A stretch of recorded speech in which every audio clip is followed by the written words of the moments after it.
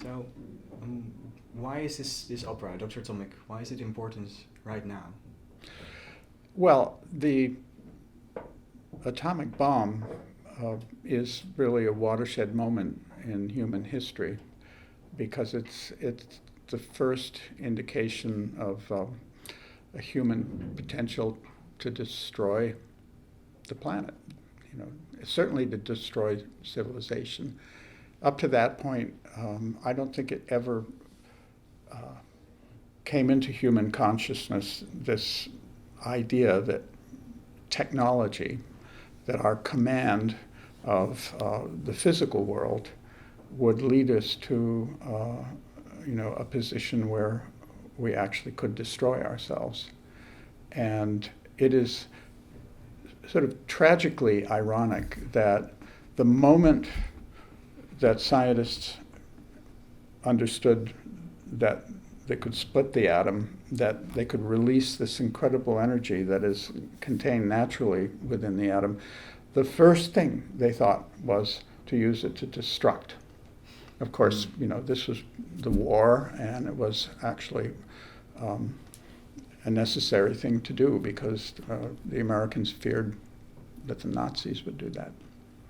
Nowadays, I grew up during the Cold War, and in my childhood, I was terrified by the possibility that the Russians would come and drop a bomb on us, and I'm sure Russian children felt the same.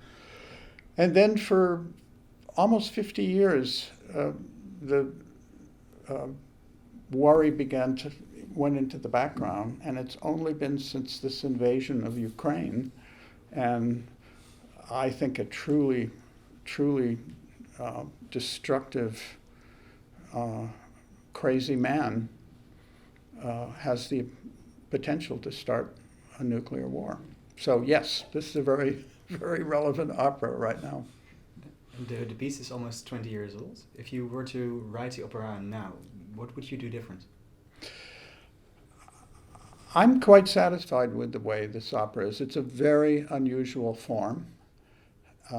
It's a mixture of real words that people said at the time, based on documentary evidence, autobiographies, memoirs, historical accounts.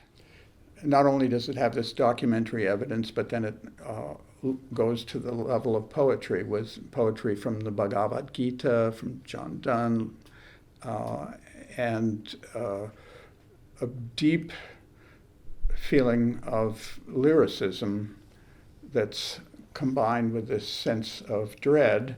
And then on top of it, it's probably the only opera that really deals with science, with physics at a level that's quite sophisticated.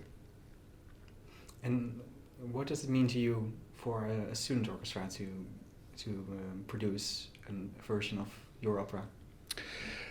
When I was in high school, the student orchestras played maybe Beethoven and Mozart, but we never would have tried to play the Rite of Spring. And now, I go to concerts by youth orchestras and they play the Rite of Spring.